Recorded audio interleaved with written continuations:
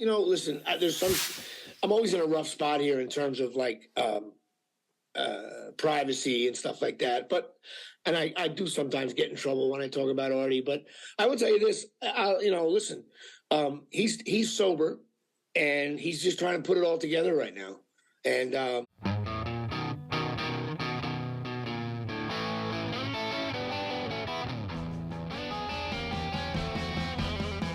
hello and welcome to another edition of Here's the Pitch, sponsored by Masses Restaurants in St. Louis. 5 locations, stlmasses.com is our website. I'm your YouTube friend, Brad, and on the line today I have a new friend, Jimmy Palumbo, star of hundreds of movies and TV shows and commercials, but of course you know him from the cult classic Beer League. And they call it a cult classic when it gets a few views, right? That's what it's got to get. I would rather have it be a worldwide hit than a cult classic. A cult classic in Latin means nobody made any money, but it's certainly to my fans of Beer League, they absolutely love it. So, and I loved it too. I was part of Beer League from the very beginning. We did a short film called Game Day, which was directed by my friend Mark McGwire, and Artie wrote that with him, and that led to Frank Sebastiano getting involved, and then all the cool cast, and Ralph Macchio, and my buddy Deej. And we made this movie, and I played the iconic Johnny Trino, who bats 706. I brand, too, on my podcast. No, it was a great experience. I love it. And we're doing like a Beer League 2 series thing. And hopefully that will come out soon. Not 100% sure when yet. But I'll let everybody know. Okay, so that's why we're here. We're going to talk a lot about your career and a lot of the things you've done. But so I went back and watched Beer League for the first time probably since I saw it back in 2006. And it's funny.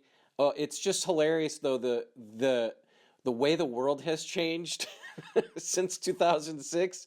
You go back and watch it. It's not real women friendly, I'd say, or other friendly. You can't say a lot of the. I mean, you can say a lot of the things you guys said, but I don't see many studios wanting to be part of it. But it's got your guys' voice for sure. Well, listen, it's locker room talk, and when women aren't around, guys sit around and talk, and that's how they talk. I think that still goes on today. It's just not broadcast in a film anymore.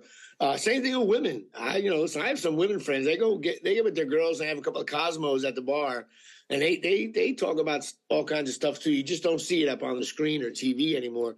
So what are we doing? This is how we got a hold of you. Beer League 2, I saw, was kind of in the works, and some shorts. Yeah, and so tell me, we shot some stuff, but there's a little bit of a legal wrangle. People don't know that Beer League was the money end of it, and the back producers and the original distributor, all kinds of stuff going on there, and they're all out of business. But I was able to locate the original investors. It turns out I kind of knew them anyway, and they want to see this go through, but unfortunately there's like legal who has the right to do what. So we're really close to getting that. Of course, we shot the stuff already, so we're ready to roll with it. But I think we're trying to figure out how we're gonna put it on the internet. We're gonna make it like a Facebook or Instagram series to start, and see if guys like you go, "Oh my God, this is great," or guys like you may go, "Oh my God, this is awful." Artie is not in it as of now. But I'm still very close with Artie. And Whoa. It says Artie Lange's Beer League in the title.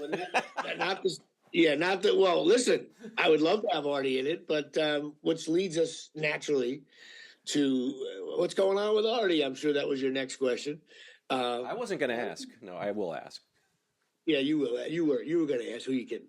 You think it's my first rodeo here? No, listen, I love Artie. We incorporated his character into the script. We incorporated Ralph Macchio's character into the script. Ralph was like more open-minded, but he was like, "Let me see what you guys come up with," kind of thing, which is fine. I'm friends with him too. He's a good guy.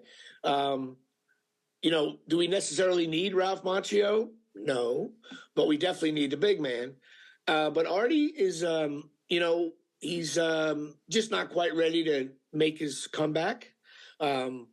He knows what's going on. That's why we kept his character in the series. And the minute Artie wants to hop back in, would be instant. he gets thrown right in, and he's back, and he's in it. So, but it's just a lot of fun. You just get to see the guys. We got everybody else, and you get to see where are these guys 16 years later. Obviously, we're fat, we're balder, and so it's stuff like that. It's all fun. It's just a bunch of guys talking at the bar. We got Manganelli, and once we have Manganelli, to me, the key character was Manganelli. Without Manganelli, you don't really have, beer league as well. But Artie will be involved soon enough. I promise you that. So you've mentioned him. Let's update at all. I mean, he was on Cameo. He wants you to say happy birthday, Riley. And I know you've been going through some challenges at work. And don't lose that smile that he fell in love with, all right? Your exemplary work ethic, you'll get through the stronger and noted even more favorably by your bosses. All right? So just know that we love you. I love you. Okay, Riley? That's very important to know. So listen, to hell with challenges at work. You're going to get through them fine. Everything's going to be fine. And I know you got a great smile. Brad loves it so much. So keep up that smile, keep up the good work, and note it even more favorably than your bosses is going to be what happens. All right? You got an exemplary work ethic. We saw him kind of doing a podcast. He sort of stopped. Looked like he was doing well. Well, listen, I'm always in a rough spot here in terms of like privacy and stuff like that. And I do sometimes get in trouble when I talk about Artie, but I would tell you this, listen, he's sober and he's just trying to put it all together right now. And he's, when you had a long time of drugs and drinking and all that stuff, and you finally do cross over that barrier, it just takes you time to put it all together. He's got a loving family. They're supportive. He's got loving friends as well. He's got a loving fan base. And it's just a matter of him really kind of putting it all together. I'll leave it at that. Yeah, and it's sad because you see him and he comes back and he looks good, and then kind of goes away, and then that becomes that, well, what happened, because it looked like he was doing well. So I assume or hope that he was...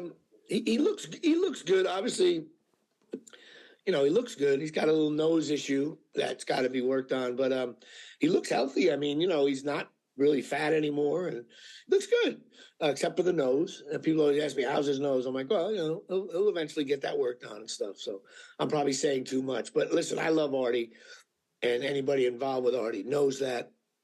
Matter of fact, I used to hate and I'll say something. I don't care. I'm 57 years old. Where am I going? I used to hate, there was an Artie Lange before Howard Stern. There was an Artie Lange before Man TV. I worked with him in a sketch group. And Artie Lange was the funniest guy. He's the funniest guy I've ever met.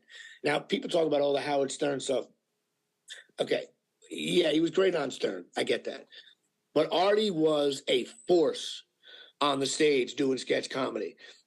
That's why when he got to Mad TV, he probably had the least amount of experience, and he dominated that show too. If you watch back the old sketches, and that cast is great people, but Artie was, listen, anytime Artie gets involved, he's like Michael Jordan.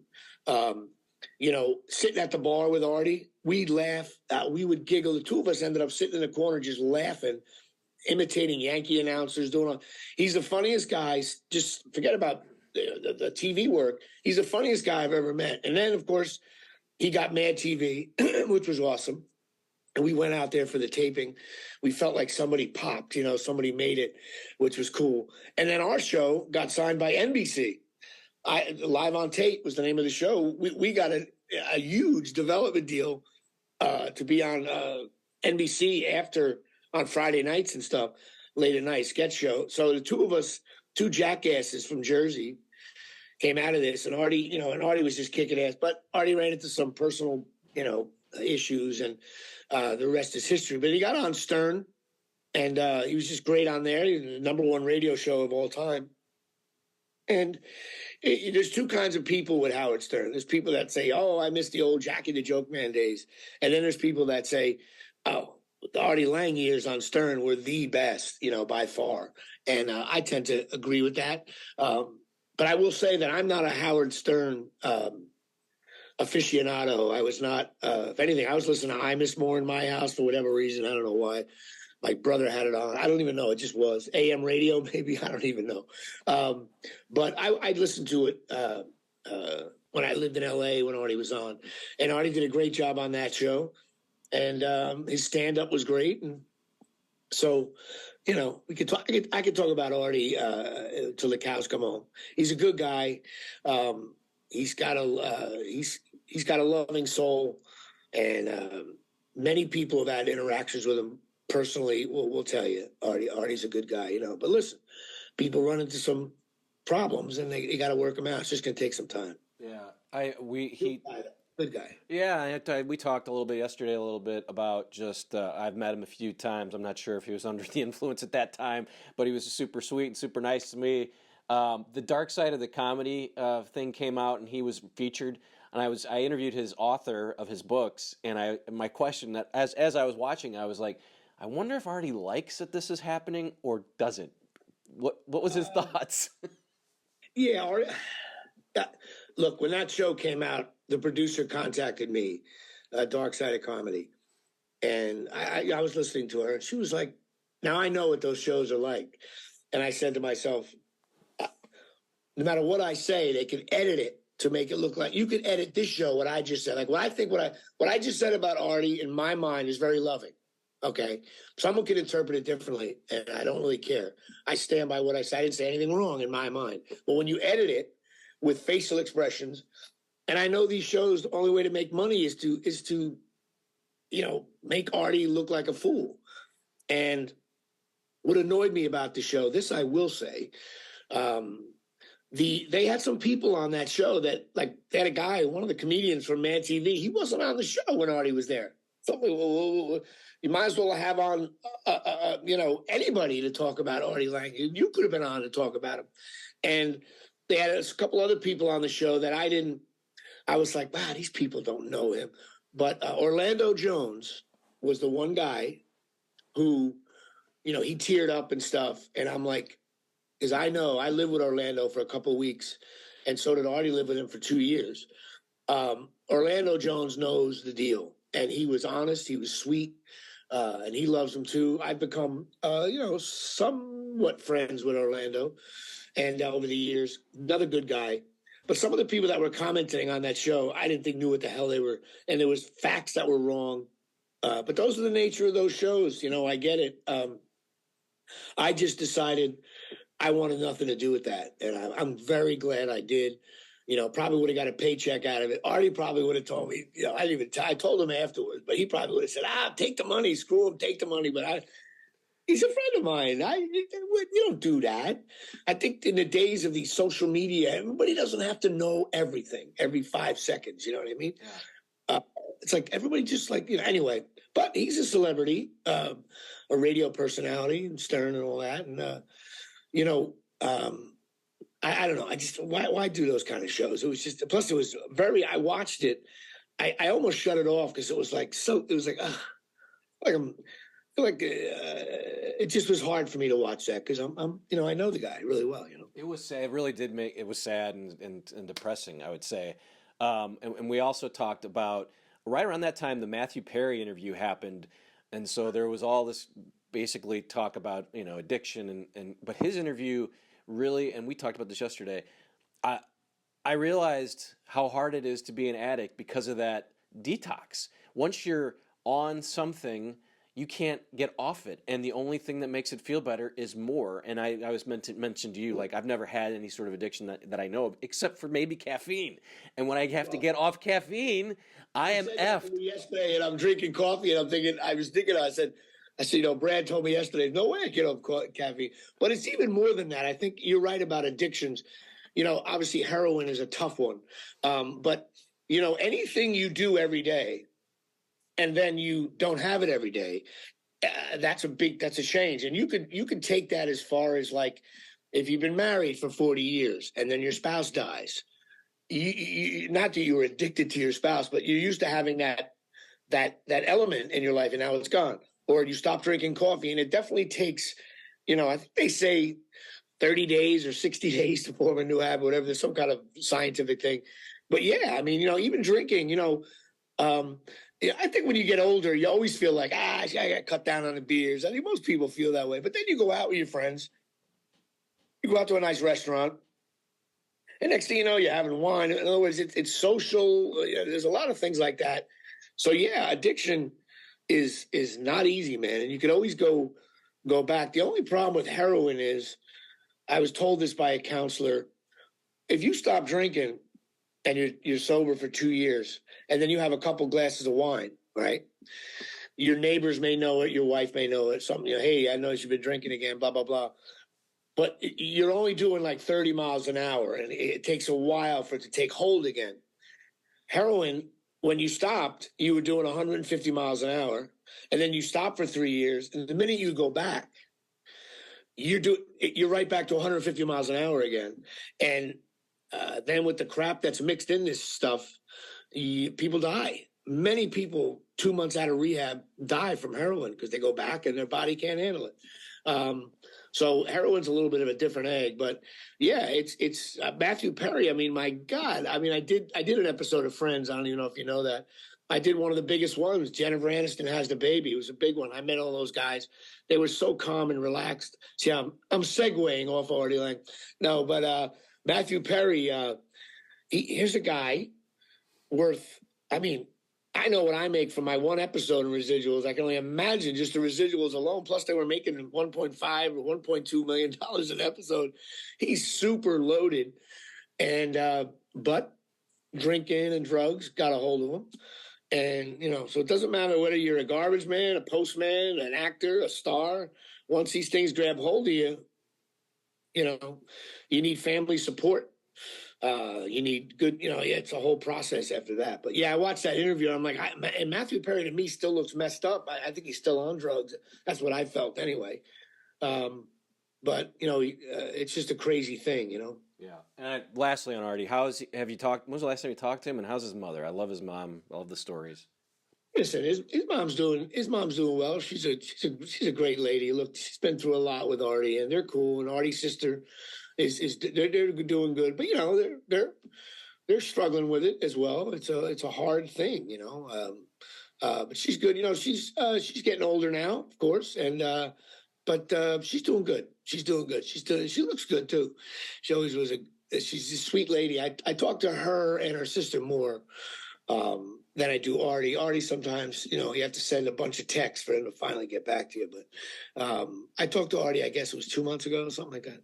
And so he showed up at one of my stand-up shows, which was really cool. But that was maybe 8-9 months ago.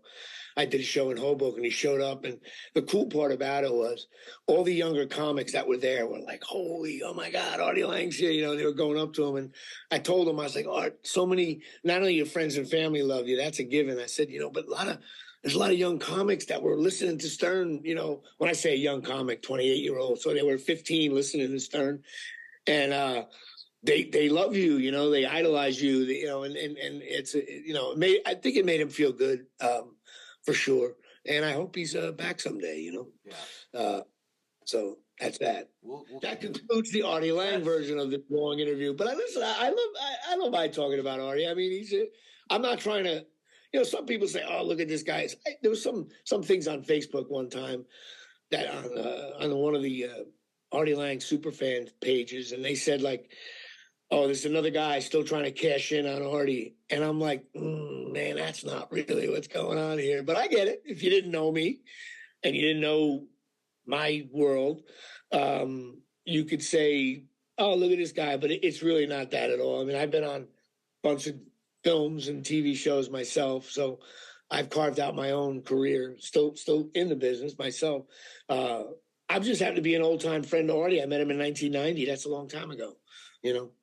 So, and Artie would, if someone stuck a microphone in Artie's face and said my name, he would, it wouldn't be like, oh, I remember him. It's not like that. You know what I mean? But I still love him, and as many do, and hopefully he'll be back soon. Yeah, we all do. Now, what's the problem with Larry David? Let's talk about his issues. No, I some of the things that you've done, you mentioned Friends, but seeing you in a scene with Larry David is so awesome, man. I mean, it's Tell me. Listen, I think I got a story with that. When I came back from LA for the summer. Now, I used to leave LA every right before Memorial Day because I had a shore house on the Jersey Shore with 10 of my buddies, 15 of my buddies. So I'd always come home. When I left LA, people were like, "Why do you leave LA for 3 months?" I'm like, "I'm going to the Jersey Shore. What are you nuts? I'm not staying in LA." I came home. I was home a day. I get this audition, and it's for Curb. And I'm like, "Oh, I love that show." So I end up going. I go to the audition, and all you do is get a strip of paper. It just says you're giving him. He gives you a tip, and you don't know if you keep it for yourself. That's all it said. But when I walked in the room, I got another piece of paper for a smaller role, right? In the room, though, was every major actor because it was Curb doesn't shoot in New York. This was the final episode of the season. There was every actor, Broadway star. There was every name in New York in the acting where I was like, whoa. I'm like, I'm not booking this. These are heavy hitters in here. I mean, I was the least, the bottom of the totem pole for sure. And so I go in the room, and you're in a room the size of my kitchen table here. And it's Larry David and Jeff, the manager in the show, Jeff Garland. And you're in this little room, and there's Larry. And right before I went in, the casting director grabs the piece of paper, and she says in front of everybody, "Oh, no, Jimmy, that role's too small for you. Let me give you a better one." Now, how cool is that? That lady, I was like, oh, there you go. And she wants bigger things from me. But it was one of those moments where it's like, I was like, the other people were like, "Ooh, who's that? He needs a bigger role." One of those, listen, it so rarely happens in showbiz where someone tells you you're good. You know what I mean? So I go in this room. Now, I didn't know Larry David personally, but when you go in the room, I try to explain this to people. And I think it's funny. When you go in the room, the audition, you are in an episode of Curb Your Enthusiasm. Curb.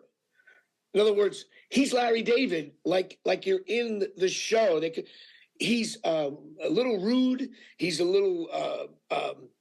He doesn't really look you in the eye. It's weird. And so we did a take, and he was like, he gave you a face like, "Oh, that sucked." And then I got it to where I thought it should be. I did very little. That's what I was told. And then he looks at Jeff like, "How was that, Jeff? Good? I think this guy's good." Yeah, it was so awkward. You walk out of there, I was like, what? Next thing you know, I get the call that I book it, right? So they send me to the theater where the producers was a live Broadway show, and this whole season was about the producers. And I go there, and I can't find anybody. I'm in front of the box office. I'm like, it was already a weird shoot. Who do I see? The guy on CBS late night. What's his name? He wasn't a star then. Either. Colbert. Who? Colbert. Yeah. Colbert's there, and nobody knew who he was. I did because of the circles I ran in. And next thing you know, this lady comes up to me. She's, "Oh, you're Jimmy Palumbo. You got to go to your trailer." I said, "Okay, that's normal." So she sends me a block away. You'll see this. So I go out there, and there's only one Winnebago RV. And I'm like, wow, look at that. I got my own trailer. This is cool. My role's, I'm thinking good. I open the door, and in the trailer, in the little RV, is David Schwimmer, like Jerry Seinfeld, and a few other stars are in this room talking around the little table. And I walk in, and I'm like, "Oh, I'm sorry. I was told to come in." Like, "You one of the actors?" Like, "Yeah, okay, you can come in." I walk in, and they were not friendly off the bat. So I'm sitting there, and I have to get changed. So I'm sitting there. I stood there I did the lunch meeting thing. And finally, Schwimmer looks at me, and he's like, "I know you."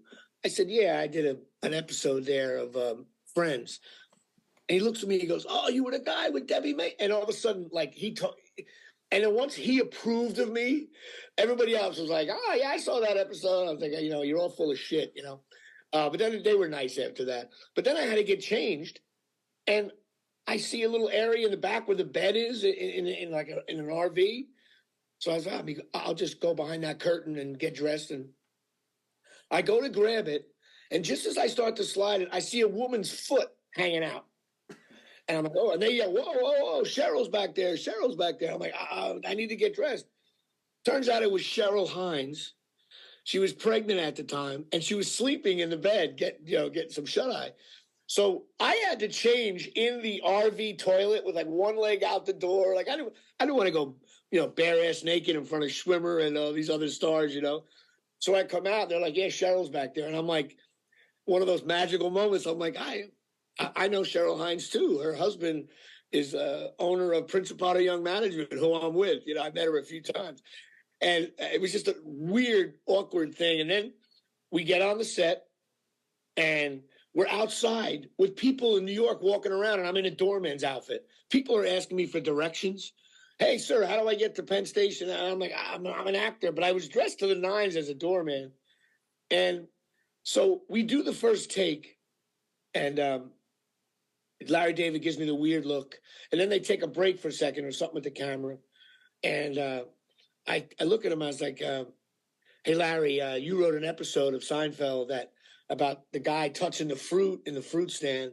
Turns out it's a good friend of my dad's out in Queens, Joe Rizza, and he was the guy who owned the fruit stand." And was just a nice little moment I thought I would share, just while he was standing there. He starts screaming at me. "Oh, that guy was such a jerk. I couldn't." He's screaming. Now, the whole crew is like, what did this bozo actor, Jimmy Palumbo, say to Larry David to enrage him? But like I said, when you do the Larry curb, it's like you're in an episode even when the cameras aren't rolling. So I'm thinking, oh my God, what did I do? What did I do? And next thing you know, he stops and we do a scene, and then he stops. He looks at me, he goes, "That was awful. Why did you do it that way?" I'm like, I don't know. I was trying to, that's kind of how he goes, "Do you know why you booked this?" I'm like, "No, I don't." He goes, "Because you did nothing at the audition." And I'm like, now I'm shrinking on the set. Other extras are like, "Oh my God, this guy's getting bitch slapped here." So then I'm like, okay. In the next take, I literally, the only thing I moved was my lips. Like I was like, totally like, I was like, okay. So he yells, "Cut." You know what he says? "All right, now you're doing nothing." And I'm like, oh, this guy. So then we do one more take. And after the third take, he starts to corroborate with me like, "Hey, Jimmy, what do you think? You think that was good? I was wondering, should we?" Now I said, ooh, this guy's nuts. He went from hating me to loving me. And now I'm involved with now he's getting advice from me, the great Larry David.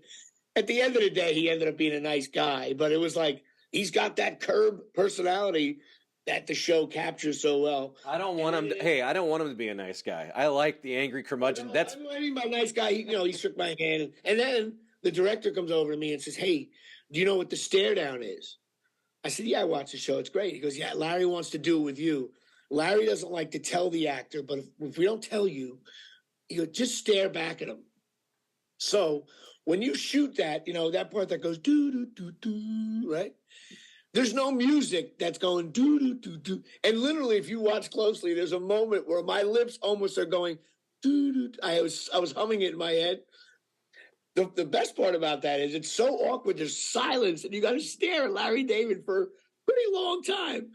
And then I'm proud because they had a thing on the internet, top 10 stare downs on the Curb show, and I came in number 7, which was like, yes. That to me is like when I'm 90 years old in my deathbed, I'll be like, I was the 7th stare down of that show, But that was a big booking. It was a great show. I was one of my that Friends and that were two, plus I did that movie The Family with De Niro, which was a big booking, and Michelle Pfeiffer and Dominic Lombardozzi. So I had 4 or 5 what I call really big bookings, and then about 100 guest star, co-star stuff, Law and Orders, and I'm one of those guys. I bat 8. You know what I mean? The end of the lineup, batting 265, a couple of home runs, good glove. So, that's what it's been. So yeah, I'm trying to think of who the 8 hitter on the. It's not DJ LeMahieu. It's not Gleyber Torres. It's not Volpe, who's going to start. I think I became like Brett. I think I'm like Brett Gardner at one point. No, Brett had some. It was a pretty good. That was a run. He had a run. I'm not. You're not Brett Gardner. I'm sorry. No offense. You know what? You're wrong. I made a little. I'm an old man now, but back in the day, we were doing live on tape. That show Spin City. There was a little run there. Didi Gregorius. No, Didi was way better than Gardner. Well, this is something Artie and I would have had. We used to love doing that, like, comparing sports guys to career. It's like that's so funny to me. no, this is what guys do. We're running out of Zoom time. I had a million more questions. We will do this again hopefully soon once the Beer League 2 or whatever we're calling it comes out. Beer League the series, and then you can catch your podcast. Where all do you want people to come and I'm at the Jimmy Palumbo show, which is on wherever podcasts are, Apple and all that stuff, Spotify. I also am on Instagram, official Jimmy Palumbo, and Facebook, Jimmy Palumbo. It's pretty easy to get to me. I got a Patreon and all that stuff. Sorry, I probably sounded long-winded on this show. I talked more than you did. So you did a good job. You let the guests speak. Now, when you come on my show, I'm going to end up stepping over you and all that stuff. I respect Howard Stern, how good they are letting the guests speak. So I appreciate that. And it's something I need to get better at. It's the only thing I was ever good at was being an interviewer, and I had good hair at one point in my life, so that's all. Yeah, well, I have to wear a hat now. So if you think I'm wearing a hat to promote the show, maybe a little bit, but most of it's because, a little gray, you have a fresh head of hair. How long you been doing your podcast? I'll interview you. 7 years, 2016. Started, yeah. So it's been yeah. I'm only 107 in once a week, so I'm a newbie. It was a sports thing and then turned into comedy and just whoever I find out there that interests me and I want to talk to them. That's how I found you. You know what? I love that you said that because I try to do the same thing. And then you get people, oh, you talk too much sports. Oh, you talk too much this. I'm like, it's me. If I think it's interesting, I talk. Simple as that, Well, I mean, hopefully we'll get to do this again, and I would love to come on your show. We can talk sport. I love talking baseball. We talk bad Yankees, Mickey Rivas, and Dan Pasqua. Obviously, you're a Cardinal fan? Yeah. I mean, yeah. I have to. I don't like Cardinal fans, but I am a Cardinal fan. Let's go with listen, they're a historic franchise, and my buddy Jack Layton out in L.A., huge Cardinal fan. Shout out to him. And Cardinals they're a classic team. Yankees, Dodgers, Cardinals, Tigers, they're part of that original 12, I guess, so in my mind. So I never mind Cardinal fans, and I'm dying to see a game there. It's really cool. So if you come out to the Lou, we'll get you out to a game under the arch. There you go. Sounds awesome. All right, we're running out of Zoom time. That's the only reason why I have to wrap this. We only get 40 minutes now. So it's here's the pitch. I'm Brad, and we'll see you next time.